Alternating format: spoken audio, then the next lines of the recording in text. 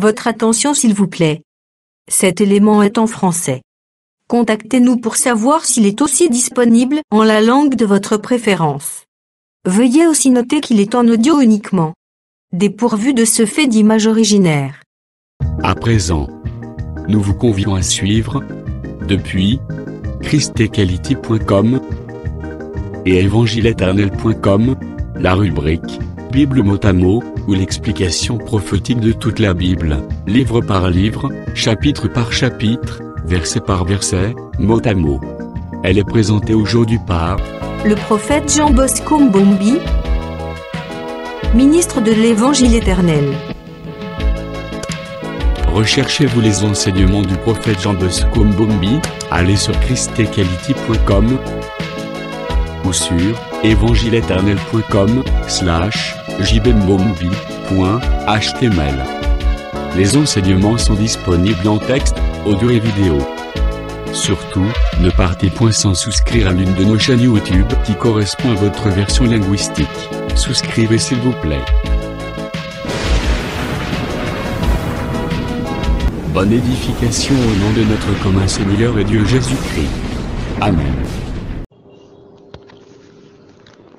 Bonjour, chers bien-aimés. Bonjour, ministre de la parole. Bonjour, serviteurs et servantes de l'Éternel. Bonjour à tous les peuples de Dieu. Les gens qui vont nous écouter via notre site evangileeternel.com puissent bénéficier de ces enseignements. Voilà pourquoi faites la promotion de ces sites où il y a différentes grâces par les hommes de Dieu pour que vous bénéficiez des enseignements qui donnent des lumières sur des grands sujets, des grands thèmes de la Bible. Voici encore dans cette occasion pour faire l'étude du livre des Cantiques des Cantiques, toujours dans la série La Bible mot à mot. Les Cantiques des Cantiques, chapitre 1, verset 1, Cantique des Cantiques de Salomon. Nous prenons le livre des rois. 1 roi chapitre 4, 28 à 32.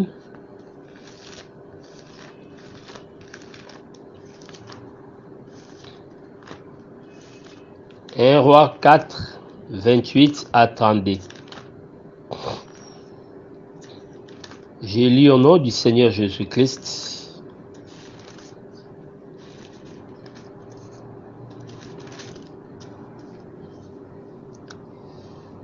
Je commence par le verset 29.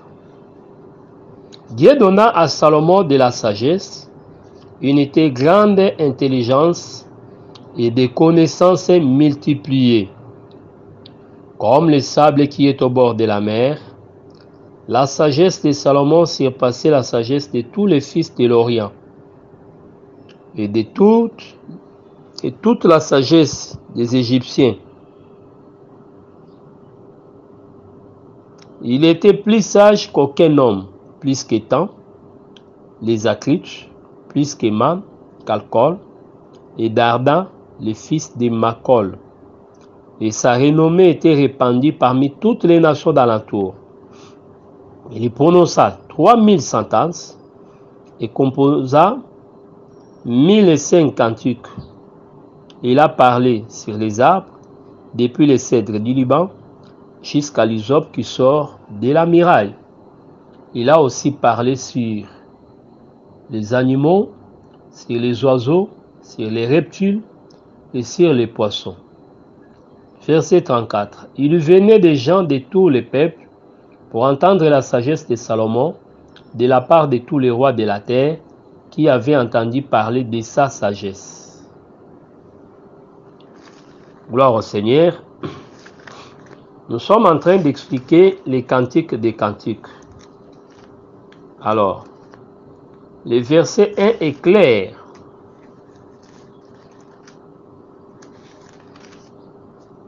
Le verset 1 parle des cantiques de Salomon. Nous voulons dire que Salomon était le fils du roi David. Quand il faut parler de David et Salomon, il y a beaucoup de choses à expliquer. David était précédé par le roi Saoul, que l'Éternel avait rejeté. Lorsque Dieu rejette Saoul, pour David, nous disons que le roi Saoul représente la loi pour que David représente la grâce. Mais n'oubliez jamais que même l'homme Saoul, que les gens voient plus comme étant la loi, mais Saoul aussi comme étant loin de l'Éternel, comme étant l'élu de Dieu, c'est quelqu'un qui parlait aussi de la grâce. Vous voyez, puisque lorsqu'on va expliquer l'intervention de Saoul dans 1 Samuel chapitre 11, vous allez comprendre que en ce moment-là, cet homme de la tribu de Benjamin, Saoul de Geba, parlait sur le Christ. Puisque les habitants de Jabès étaient menacés par Nakash, mais vous allez comprendre qu'il n'y avait pas de secours. C'est que là, nous voyons la pensée du livre scellé. Puisque quand le livre était scellé, les gens étaient en train de pleurer. Mais vous allez remarquer que face à cette situation misérable où le peuple n'avait pas de solution, ils cherchaient un homme. Et dans tout Israël, ils ne trouvèrent personne si ce n'est Saoul. C'est que Saoul, qui était sorti comme l'homme digne, il prenait la place du Seigneur Jésus-Christ. Il représentait où était la figure de Christ qui devait sortir au temps de la fin pour nous racheter. Donc c'est une pensée que nous devons aussi garder quand nous parlons sur le roi Saoul. Mais ici, nous sommes en train de les positionner par rapport à David comme étant un roi rejeté. Il parlait de la loi que l'Éternel avait rejetée pour le choix de la grâce. C'est que David incarnait la grâce de Dieu qui devait apaiser le peuple, qui devait bénir le peuple. Mais lorsqu'il est question de Salomon aussi, puisque remarquez, les trois rois ont fait 40 ans dans leur règne. Saoul n'a régné que 40 ans, David 40 ans, Salomon 40 ans. Donc il y a une ressemblance dans les règnes, un point commun dans ces trois règnes, c'est les 40 ans. Et chacun peut être expliqué comme étant la grâce. Chacun peut être aussi expliqué comme étant la loi. Donc selon les contextes, les trois rois représentent la loi, les trois rois représentent aussi la grâce. Lorsque Saoul est regardé comme étant la loi, c'est David qui apparaît comme étant la grâce. Lorsque David est présenté comme étant la loi, c'est Salomon qui est présenté comme étant la grâce.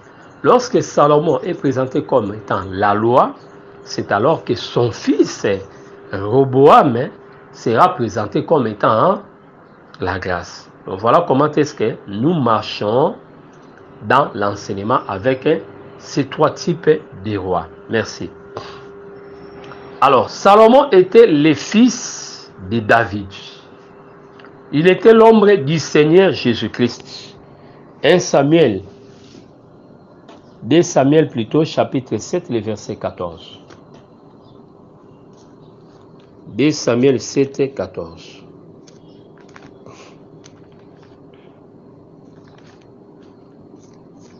J'ai lu au nom du Seigneur Jésus-Christ.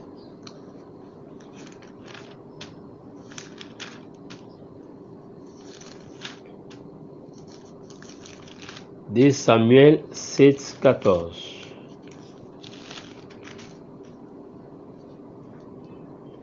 Je serai pour lui. On peut même commencer. le verset 12. Quand tes jours seront accomplis et que tu seras couché avec tes pères, j'élèverai ta postérité après toi, celui qui sera sorti de tes entrailles, et j'affermirai son règne. Ce sera lui qui bâtira une maison à mon nom, et j'affermirai pour toujours les trônes de son royaume. 14. Je serai pour lui un père, il sera pour moi un fils. S'il fait le mal, je le châtierai avec la verge des hommes et avec les coups des enfants des hommes. Remarquez là-bas que celui qu'on appelle Salomon, Dieu dit qu'il sera pour lui un fils. Salomon était le fils de David, mais que Dieu avait adopté. Et lorsqu'il devenait le fils de Dieu, il cessait directement d'être le fils de David. Cette parole a été dite en rapport avec le Christ, puisque le Christ devait être ici de la tribu de Juda. Mais lorsque Dieu va le déclarer fils le jour du baptême, même le jour de la transfiguration, celui-ci est mon fils. C'est en ce moment-là que Jésus a arrêté d'être le fils de Marie et de Joseph. Il cessait d'être également le fils de David. Donc Dieu l'a adopté. C'est pour lorsqu'il posera la question aux pharisiens, si le Christ est le fils de David, pourquoi donc David, animé par l'Esprit, dira « Le Seigneur dit à mon Seigneur ». Pourquoi David l'appelle-tu le Seigneur? Vous voyez? Donc quand David, animé par l'Esprit, pouvait appeler Salomon Seigneur, cela était une preuve que le Christ n'était plus son fils, mais il était son Seigneur. Vous voyez? Donc là, nous disons que dès Samuel 7, 14 s'accomplissait. Il sera pour moi un fils. Vous comprenez un peu? Donc Salomon, c'est le fils de Dieu. C'est pourquoi Salomon, fils de Dieu, fils adopté de Dieu, était l'ombre du Seigneur Jésus-Christ.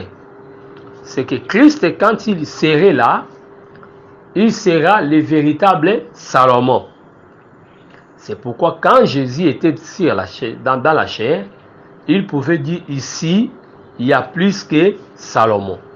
Donc quand vous prenez Matthieu chapitre 12, 42 à 45, le Christ se compare à Salomon. Vous voyez? Alors, on dit cantique des cantiques de Salomon. Salomon, fils de David, était aussi l'incarnation ou l'explication de la grâce. Dans ce contexte-là, nous disons que David représente la loi. C'est pour autant de David, vous allez remarquer que David avait répandu du sang. Il avait répandu du sang. Vous comprenez? Il avait répandu du sang. C'est pourquoi Dieu ne voulait pas que le temple soit construit par lui. Or, le sang a été répandu par les sacerdoces lévitiques. Donc David devenait l'explication du sacerdoce lévitique. Pour que maintenant, la maison stable qui ne répand pas du sang soit là, c'est-à-dire le règne de Salomon. C'est pourquoi Dieu avait dit, son règne sera un règne de paix. Ce serait un temps où le peuple ne va plus connaître la guerre. Donc Salomon, qui s'amène avec un règne de paix, parlait de Jésus-Christ qui est notre paix. Cet homme était le plus sage. C'est ça Jésus-Christ. C'est pourquoi quand Jésus exerça son ministère, on a témoigné, jamais homme n'a parlé comme lui. Pourquoi? Puisque sa sagesse échappait la sagesse de tout le monde et sa sagesse était plus grande que la sagesse qu'on a trouvée parmi les humains. Alors remarquez frères, On parle des cantiques de Salomon. On les décrit comme étant l'homme le plus intelligent, plus que les fils de l'Orient, plus que la sagesse des Égyptiens. On l'a comparé avec les hommes les plus intelligents de ces temps-là, mais on trouva que Salomon était plus qu'eux. Donc c'est très très important.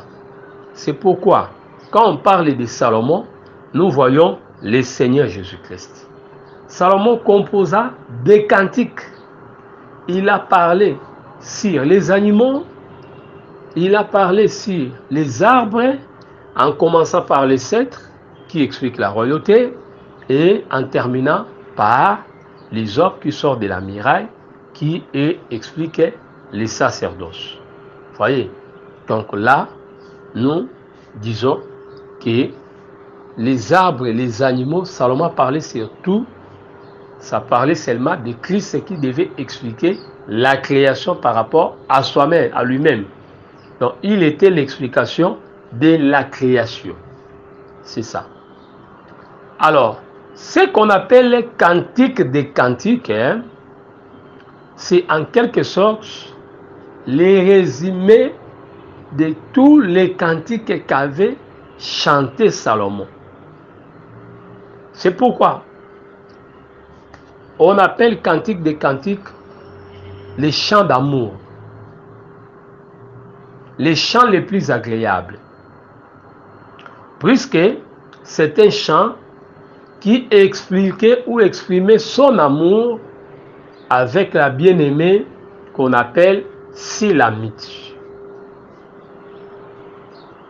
Là, j'aimerais aussi dire que quand on parle de Silamite, nous devons la distinguer de Abishag, la Sinamite. Je suis dans le livre de 1 Roi chapitre 1er. 1 Roi chapitre 1er, 1 à 4. Les rois étaient vieux, avancés en âge. On les couvrit de vêtements et ils ne pouvaient se réchauffer. Ses serviteurs lui dirent que l'on cherche pour mon seigneur, le roi, une jeune fille vierge, qu'elle se tienne devant le roi, qu'elle le soigne, et qu'elle couche dans son sein, et mon seigneur le roi se réchauffera. On chercha dans tous les territoires d'Israël une fille jeune et belle, et on trouva Abishag, la Sinamite, que l'on conduisit auprès du roi.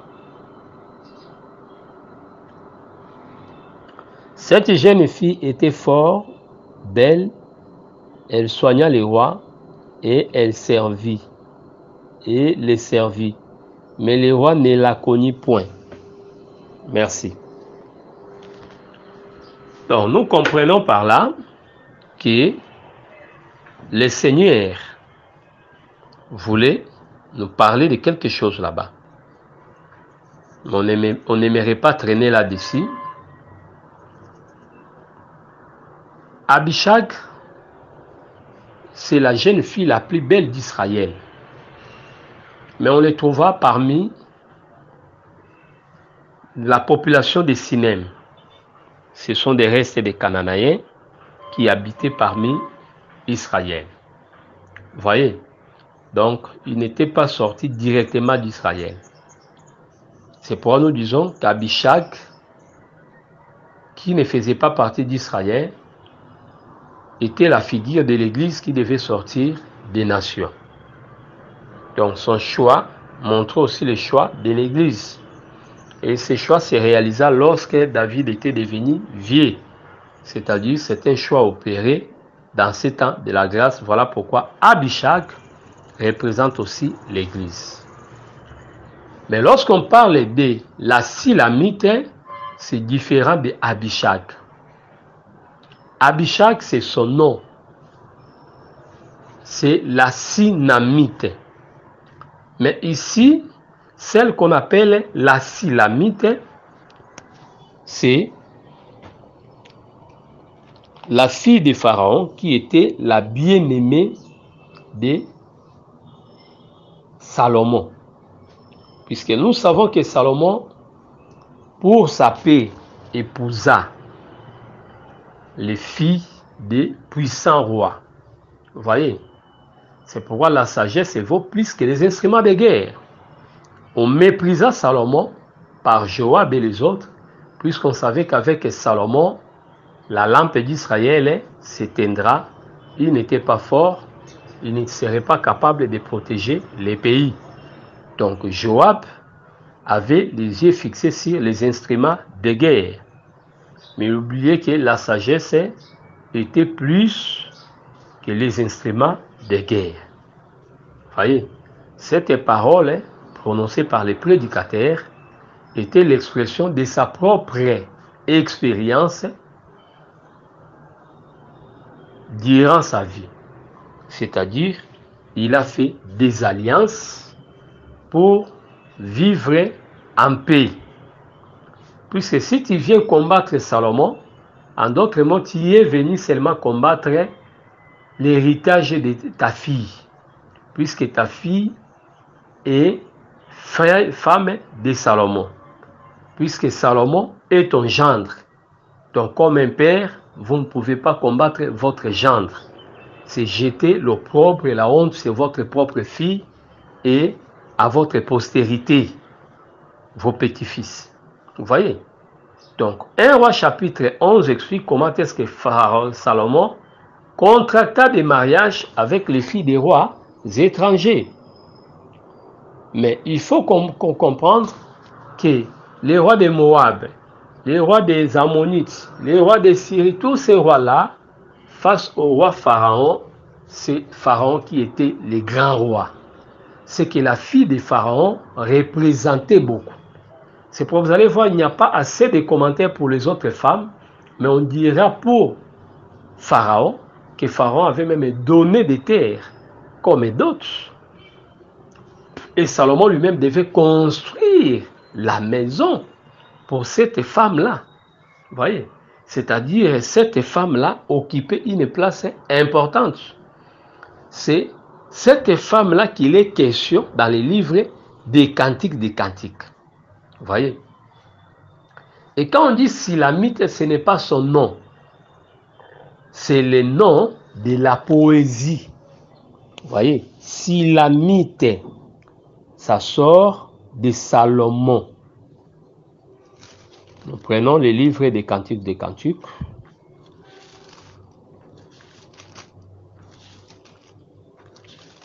Cantiques des Cantiques.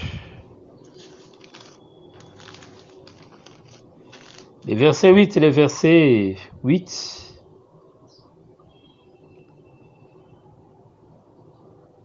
J'étais assisié comme celle qui trouva la paix. C'est le verset 10. Cantique des Cantiques 8, 10. Je suis un myrrhe, et mes seins sont comme des myrrhes, des tours. J'ai été assisié comme celle qui trouve la paix. Vous voyez? Celle qui trouve la paix, c'est ce qui est traduit par Silamite. C'est comme en français on dit aussi pacifique. Frère pacifique. Le nom pacifique tire sa racine dans le mot la paix. Salomon Silamite. Voyez? C'est la paix. Salomon, le bien-aimé de l'Éternel, c'est l'homme de paix. C'est pourquoi quand on salue les gens, on disait Shalom, Shalom, Shalom, Salomon. Quand vous venez dans nos langues ici, on dit Saloum, Salam Aleikum. Vous voyez? Donc, c'est toujours les mêmes, la même racine. C'est ça la pensée que nous devons retenir. Donc, Silamite, c'est un nom, comme on dit, lyrique. Hein? Nom de poète, nom de poésie, que le bien-aimé donna à sa bien-aimée. Donc les cantiques des cantiques, c'est les résumés de tous les chants de Salomon. C'est un cantique d'amour qu'on interprète aussi comme étant l'explication de l'amour de Dieu avec son peuple, de l'amour de Christ avec l'Église. Cantique des Cantiques, chapitre 1, verset 2. Qu'il me baise des baisers de sa bouche, car ton amour vaut mieux que les vins. Psaume, chapitre 2, verset 12. Psaume 2, verset 12.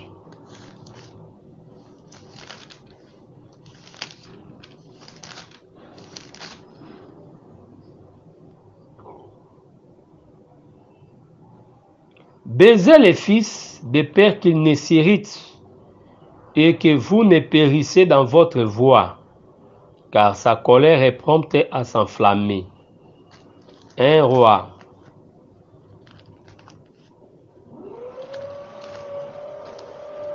Un Roi 19, 21.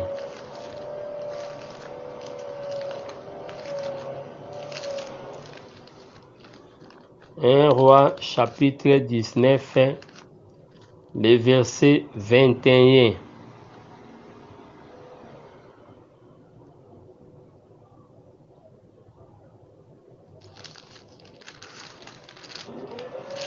Prenons un Roi.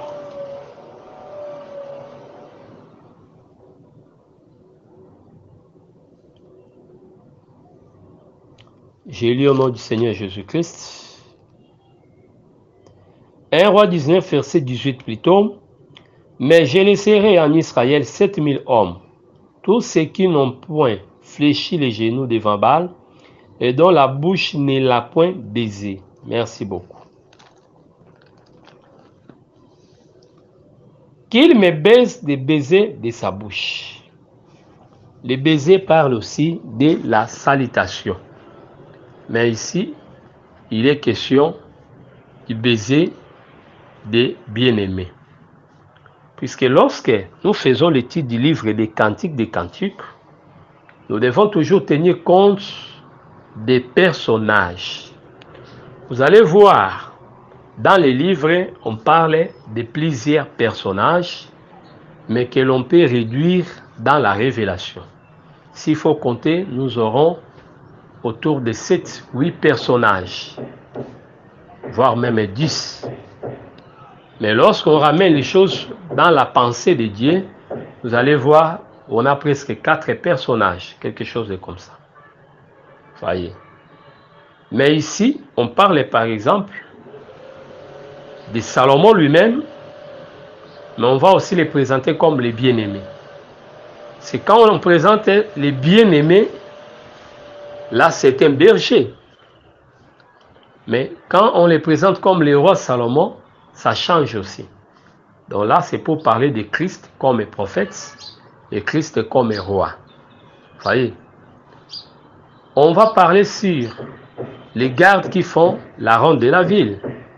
Parler sur les frères de la Silamite, sur les gardiens de la vigne, sur les bergers, sur la mère de la Silamite. Vous voyez? Donc il y a plusieurs personnages que nous allons commencer à comprendre. Mais il y a des personnages qui s'unissent. Par exemple, les gardiens de la ville, qui sont des sentinelles. Les frères de la Silamite, ça représente toujours les prophètes comme les ministres de Dieu. Donc voilà comment est-ce qu'on doit comprendre. Et quand vous prenez d'autres versions, chaque paragraphe est précédé par les personnages. Par exemple, on met lui, ou soit bien-aimé, des points, on entame les paragraphes pour expliquer que la pensée qui est contenue dans les paragraphes, c'est la pensée du bien-aimé ou de la bien-aimée. Donc, c'est pour faciliter la compréhension. Qu'il me baise des baisers de sa bouche, là il est question de la bien-aimée qui parle à son bien-aimé. C'est que dans cette pensée du verset 2, c'est la Silamite qui parle. Voyez, la Silamite désire les baisers de sa bouche. Voyez, une seule bouche, la bouche de Salomon, mais qui produit plusieurs baisers.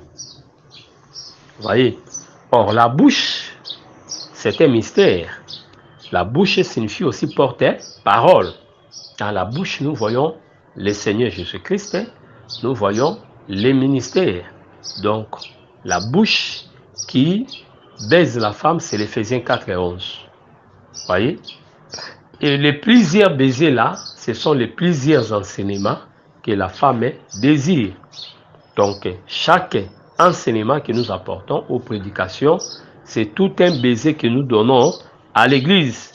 Et vous voyez, les sentiments de la Silamite, c'est la femme qui aime les baisers. Voyez, nous devons désirer la parole de Dieu, comme le dit 1 Pierre chapitre 2, versets 1 à 5, comme les nouveau-nés, le lait, la parole de Dieu qui est comme le lait. Vous voyez, nous devons désirer ça. Il désirait les baisers de sa bouche. C'est pourquoi vous allez remarquer, on parle de baiser les fils. Baiser ici, c'est embrasser les fils. Mais baiser, quand vous descendez encore, vous entrez dans les jargons, baiser signifie aussi faire les rapports sexuels. C'est être dans l'intimité. Vous voyez? Donc, dans les jargons, quand un homme dit « j'ai baisé cette jeune fille », c'est-à-dire « j'ai couché avec cette jeune fille ». Donc, c'est ça même l'adoration. C'est pour l'adoration, ça exprime notre intimité avec Dieu. Vous voyez? C'est pour quand quelqu'un va dans l'intimité avec un autre Dieu, on appelle ça l'infidélité, l'impudicité. Et Dieu disait à Israël qu'il s'essuyait. Vous voyez, avec les Baals, les Astartés. Vous voyez, c'est pourquoi au temps d'Élie, Dieu pouvait dire les gens qui n'ont pas fléchi les genoux devant Baal et qui n'ont pas baisé. Donc en fléchissant devant Baal, on devait aussi les baiser. C'est-à-dire, cette adoration-là montrait une intimité ou un rapport avec Baal. Donc, à la manière des hommes, nous parlons des rapports sexuels, mais sur les plans spirituels, nous parlons de l'intimité, de la communion là. Vous voyez, c'est pourquoi Dieu rejetait Israël comme une prostituée. Qu'il me baise, de baiser de sa bouche. Vous voyez, donc il faut baiser les fils. On dit baiser les fils de peur que sa colère ne s'éclate. C'est-à-dire, quand vous baisez le fils, vous apaisez sa colère. Vous comprenez? Donc, quand on accepte la grâce, quand on croit en Jésus-Christ directement, la colère du fils sera apaisée. Donc, c'est pourquoi tout le monde qui ne croit pas en Jésus-Christ aujourd'hui, ils sont considérés comme des gens qui ne veulent pas baiser les fils. Et la conséquence, ce serait les châtiments. Car ton amour vaut mieux que le vin. Ton amour vaut mieux que le vin. L'amour du bien-aimé ou de Salomon pour la Silamite, cet amour-là, c'est le vin.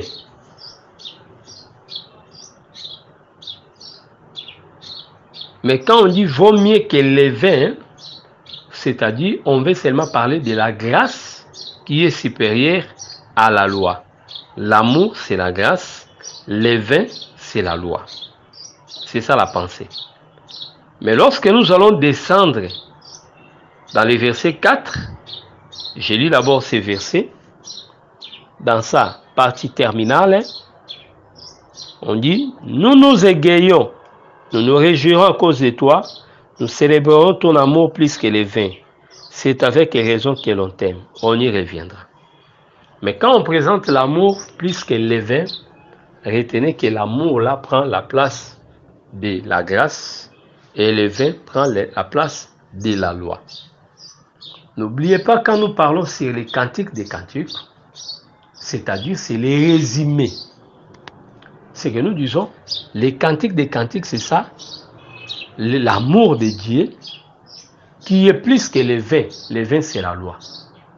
Donc, plusieurs cantiques, ce sont là les prédications des prophètes, ou de Moïse et les prophètes, plusieurs prédications. Mais, les cantiques des cantiques, c'est l'unique cantique. Vous voyez? Bon, lisons ces versets. Avant que Jésus ne monte pour aller prier à Gethsemane, Marc 14. Nous lisons Marc chapitre 14, le verset 26. Après avoir chanté les cantiques, il s'est rendu à la montagne des Oliviers. Vous voyez, avant de monter sur la montagne, ils avaient chanté des cantiques. Donc nous disons par là que les cantiques au pluriel étaient chantés au bas de la montagne. Mais quand vous prenez Apocalypse 14, vous allez voir, on a chanté un cantique. C'est que nous disons, plusieurs cantiques étaient chantés au bas de la montagne. Ce sont là les prédications des prophètes. Mais un seul cantique sera chanté au-dessus, sur la montagne. C'est pour expliquer l'enseignement de Jésus-Christ. C'est qu'en fait, la prédication de Christ est le résumé ou l'explication des prédications des prophètes. Vous voyez, c'est pour vous allez remarquer même quand Isaïe 5 parle du cantique des bien-aimés. Vous voyez, c'est une prophétie qu'on compare à un cantique. C'est que la prophétie, la prédication, c'est un cantique. C'est ce que nous devons comprendre. Donc les prophètes qui chantent, c'est un chantre. Vous voyez, en prophétisant, les prophètes chantent. C'est pourquoi Ézéchiel, on les regarda comme un chanteur, possédant une voix agréable. Vous voyez, donc c'est quelque chose de comme ça. On les regardait comme quelqu'un qui avait une belle voix.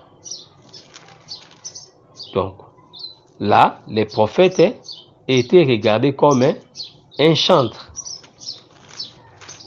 Très très important. Nous prenons le livre d'Ézéchiel 33, le verset 30. Et toi, fils de l'homme, les enfants de ton peuple s'entretiennent de toi près des murs et aux portes des maisons. Ils se disent l'un à l'autre, chacun à son frère. Venez donc et écoutons quelle est la parole qui est précédée de l'Éternel. 31. Ils se rendent en foule auprès de toi, et mon peuple s'assied devant toi. Ils écoutent tes paroles, mais ils ne mettent pas en pratique, car leur bouche en fait un sujet de moquerie, et leur cœur se livre à la cupidité. 32. Voici, tu es pour eux un chanteur agréable, possédant une belle voix, et un habile dans la musique. Ils écoutent tes paroles, mais ils ne les mettent point en pratique. Vous voyez, l'Éternel explique les prophètes comme un chanteur agréable. Merci. Ézéchiel était un chanteur agréable. C'est pour nous disons qu'il faut bien présenter l'évangile. Donc, quand quelqu'un présente bien l'évangile selon la pensée de Dieu, c'est un chanteur agréable. Vous voyez? Donc, voilà ce que nous devons comprendre. C'est-à-dire, les prophètes, les prédicateurs, c'est un chanteur. Et les cantiques dont il est question dans notre enseignement ici, ce n'est pas un cantique comme ça, à la manière des hommes, mais c'est la prédication. À tout moment que nous prêchons devant l'église, nous sommes en train de chanter. C'est pourquoi les chantres de l'ancienne alliance qui chantaient, quand vous lisez Chronique 24, 25, vous trouverez que dans les versets 1 à 6, que parmi les chantres, on voyait que les chantres chantaient et prophétisaient. C'est le cas de David lui-même, un chantre, un prophète. C'est-à-dire, ça montrait seulement que les chantres étaient un prophète. Vous voyez?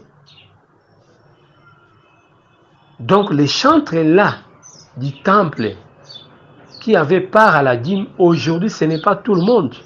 Ce n'est pas les chantres que nous avons dans nos chorales, dans nos groupes d'adoration, mais les chantres de l'Ancienne Alliance qui remplissaient les fonctions sacerdotales et qui mangeaient la dîme. Aujourd'hui, ce sont les ministres. C'est que les ministres, c'est un chantre. Il est là pour chanter. Donc, le ministre est un chantre. Donc, les cantiques des cantiques est chanté au sommet de la montagne. Les cantiques des cantiques au pluriel au bas de la montagne. C'est que la prédication de la grâce que nous apportons aujourd'hui, c'est ça, les cantiques des cantiques. À tout moment que nous nous levons pour prêcher le peuple, nous sommes en train de chanter les cantiques des cantiques. Notre prédication ne doit révéler que l'amour de Dieu et son peuple, l'amour de Christ et de l'Église. C'est ça les résumés du message de la rédemption. C'est ça les chants les plus agréables que nous devons connaître. Donc voilà ce que nous devons retenir. C'est que là dans les chants, puisque cantique des cantiques c'est un chant, on retiendra que quand la femme parle, c'est la femme qui chante. Quand l'homme chante aussi parle, c'est l'homme qui chante. Ce que nous lisons comme paroles, à vrai dire, quand vous allez en Israël, on chante ça. Tous ces versets ici des cantiques, ce sont des chants, c'est un cantique. Donc quand la bien-aimée parle, qu'il me baisse, et il est en train de chanter. Quand les bien-aimés aussi parlent, il est en train de chanter. C'est que dans les cantiques des cantiques, nous avons les cantiques du bien-aimé et les cantiques de la bien-aimée. Vous voyez? Je confirme cela avec Jérémie 25 pour exprimer cette pensée. Donc nous ne voulons pas dire qu'il y a des cantiques, mais dans les cantiques, il y a des portions, ou comme on dit les chœurs ou les vocales. Il y a la femme qui chante, il y a l'homme qui chante. Cantique des cantiques, Jérémie 25, les versets 8 à 10, nous lisons au nom du Seigneur Jésus-Christ. C'est pourquoi ainsi parle l'Éternel des armées. Parce que vous n'avez point écouté mes paroles, j'enverrai chercher tous les peuples du septentrion, dit l'Éternel, et j'enverrai auprès de Nabuchodonosor, roi de Babylone, mon serviteur.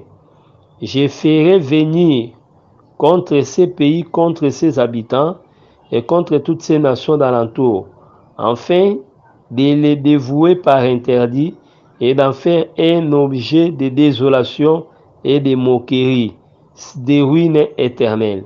Je ferai cesser parmi eux les cris de réjouissance, les cris d'allégresse, les chants du fiancé et les chants de la fiancée. Merci beaucoup.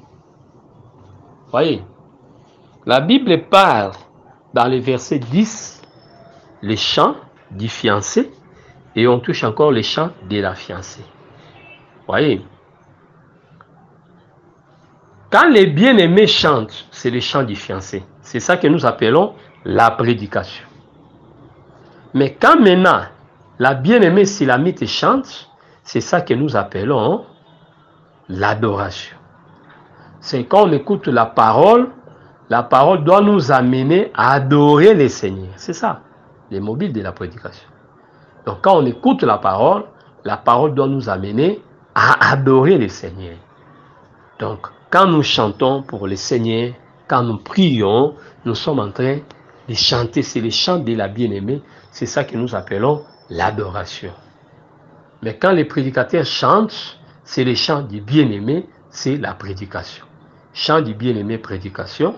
Chant de la bien-aimée, c'est ce qu'on appelle l'adoration. Donc voilà ce que nous devons retenir. Mais même aussi les baisers, puisque les bien-aimés baisent, c'est la prédication.